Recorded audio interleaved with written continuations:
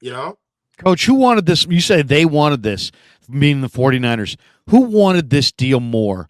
Do you think Trey wanted a fresh start and an opportunity to go to Dallas more, and that, or do you think that he sensed that through their conversations and through the organization's conversations with his agent that the Niners didn't want him anymore and that they wanted to move on, and then he just said okay. Did he relent to them wanting to move on from him, or do you think at the end of the day they really were open to keeping him and he's just like, no, I want to get out of here, I want a fresh start, send me to Dallas? mm, oddly enough, I think that the reports that Tim Kawakami put out with the Niners or Kyle secretly admitting that Trey was a mistake, or that he didn't want the pick within less than a year in the building, and them trying to trade him, or they were done with him in last February of 2022. You have to understand, and then you coming out with your reports, or if you feel like the Niners are going to trade Trey before the draft, right? Right. I don't think that. I think we're giving them too much credit for having consistent motive all of this entire time, right? I mean, John Lynch during his interview yesterday literally said we're betting on the early returns. Like they still don't get it. Like it's just like we're killed on the early returns. So what I'm saying is that I feel like earlier in the year they were trying to move Trey because they were already had plans to get Sam. Trey came back and proved, and I think that they didn't get anything for Trey, and Trey came back and proved, and I think that killed what they wanted to do in the trade market because they wanted to see what Trey could do. The competition started, and then they realized that Trey was not better than Sam in their eyes, and then they started wanting to move off of him. Now, I think that there is a little bit of a blunder here from an organizational standpoint. I feel like if the way that they rolled out the quarterback competition, they did it way too soon. If they really wanted, like, all right, let's be like Niners stands, like 100% just evil empire. We don't care about human beings, just Niners stands. If they really wanted to do it the right way and keep all four of them, Kyle should have held his water until this game. He should have held his water until training camp was officially over, and the media wasn't at practice anymore, and they were getting ready for week 1. And he could have let the cat out the bag then. But he did it way too prematurely, and he didn't hold his water. And the way that it rolled out is what I feel like, the way that it rolled out with how the public opinion saw it and the rest of the league, it kind of forced their hand to move him.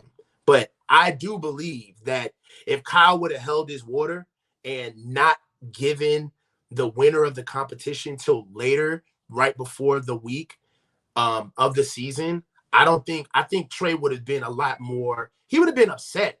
He would have been obviously infuriated, but he also would have understood that staying on this roster at this point of the year would have been the best move for him, right? They gave him way too much time. It's interesting. I kind of feel like the question that I asked Shanahan on Wednesday, it was you, Larry. It was you.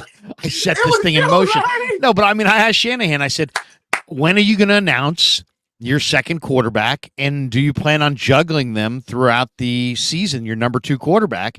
And he said yes to all of that. Larry, and I said you're going to juggle your number 2 and 3 quarterback all season? He's like, yep. And I just kind of wonder if immediately, once that got out there, that if maybe some of the agents were like, hey man, make a freaking decision. People are watching us, bro.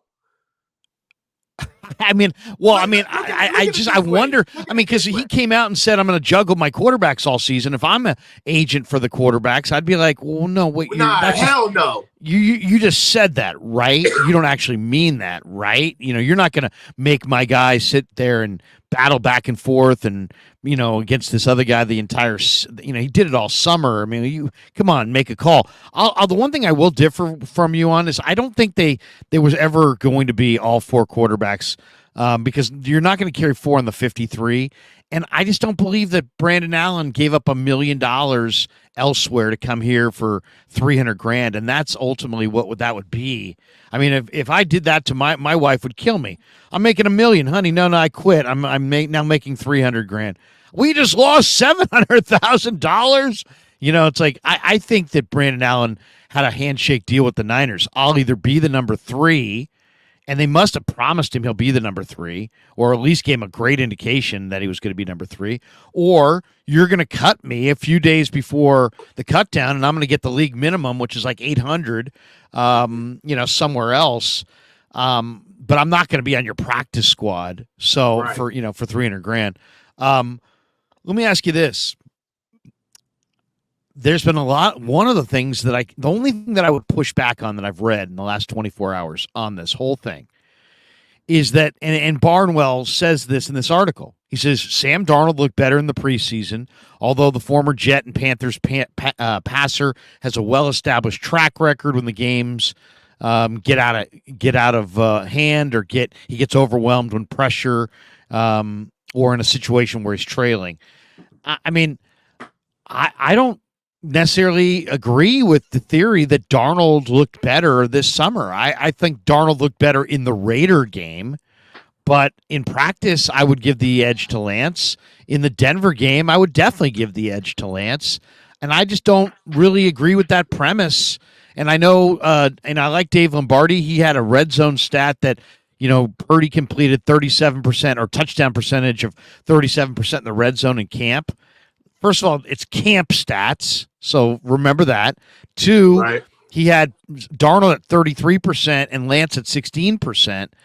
I guess I could go along and say I kind of think that those numbers are probably trending towards accurate, even though I wouldn't quote them, with any any total assurance. But other than that red zone stat line, my eyes tell me that Trey was as good as Sam all summer.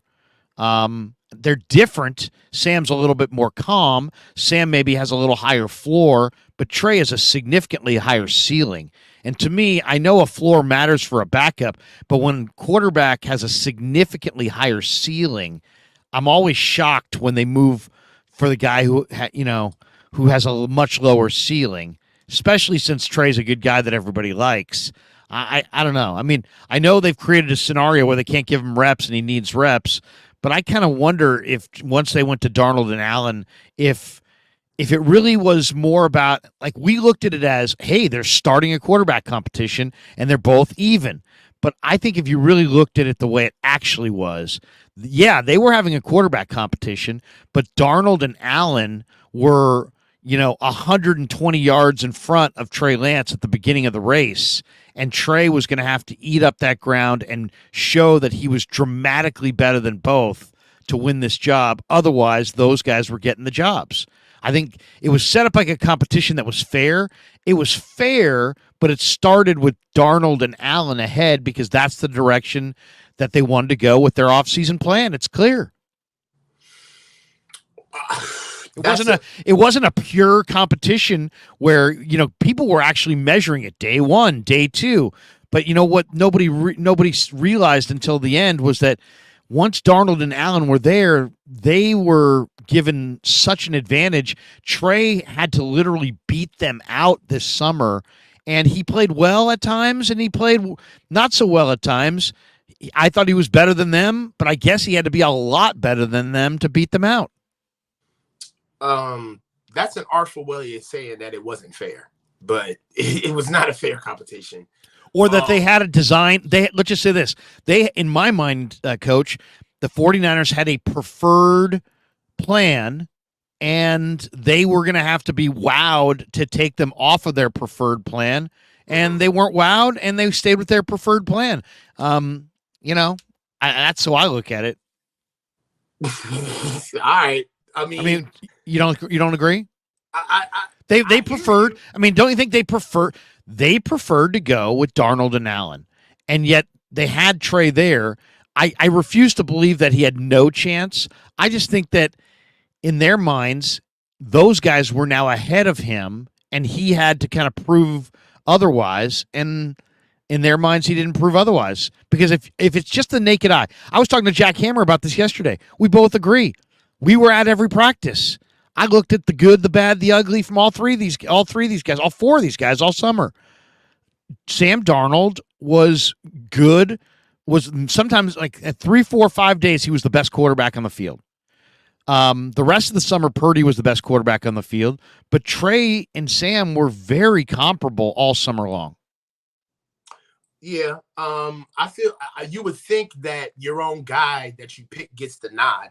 You know what I'm saying? If it's a tie or if it's close, you would think that the guy who only played 4 games would get the nod if it's close. That was odd to me about hearing them admitting like, oh, it was close. You know what I'm saying? Like Trey really fought hard. It's just like, well, was it close or wasn't it? And if it was close, how do you not give your guy the nod? So there's that. Also, John himself admitted that, you know, he was proud of Trey for being able to stay in the competition that didn't have anything in the offense that highlighted his skill set. I thought that was crazy that he said that out loud. So yeah, you're right. It wasn't, in my opinion, it was not a fair competition. And then Larry, you know, let's just you know about football. Like if I trust your eyes, Larry. You know that if the kid is close and he's better than veterans, then you give it to the kid. And you're 100% right. That's why this is so frustrating at times, because you do bet on the upside more than you bet on the floor. You never bet on the floor over the upside, right? Because betting on the floor means that you're starting at the worst, right? That's where that even if you have to inject the guy, you're starting at his worst. So you know, it was perplexing that they chose to use their own model, but what it does tell me is that they're very much married to their own process of how they want to run their team. It's specifically offensively. And Kyle, I feel like at this stage of the game, at 6 years in, it's pretty clear to see what type of quarterback Kyle needs and prefers in his offense, right? And I feel like we found that out. There's a lot of good things we found out about our team and our coach over this offseason. So, you know, it can kind of be a good SOP for if we do see him milling around a DTR or somebody else, we can be like, no, Kyle, no, we know what you like. Stop.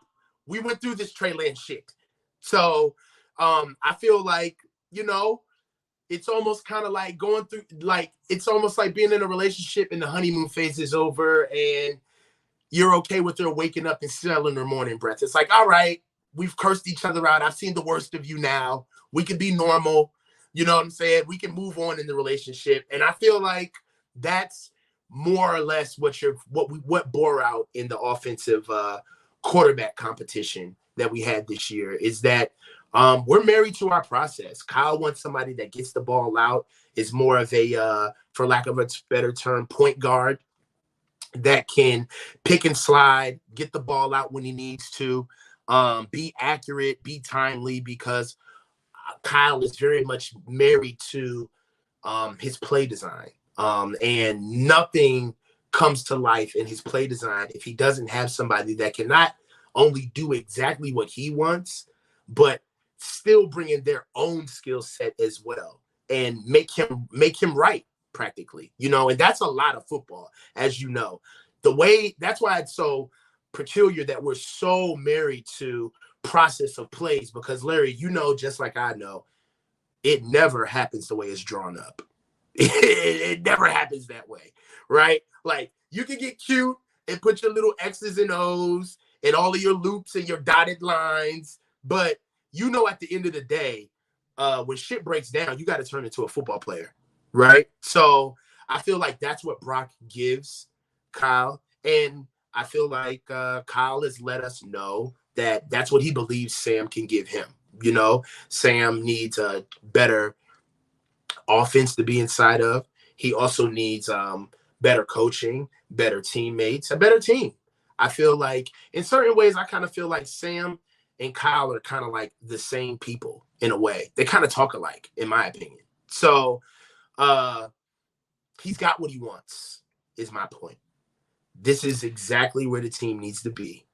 And I feel like him and Han over why Trey Lance didn't fit, what we know now is kind of a moot point, right? Because athletic big quarterbacks isn't something that we do.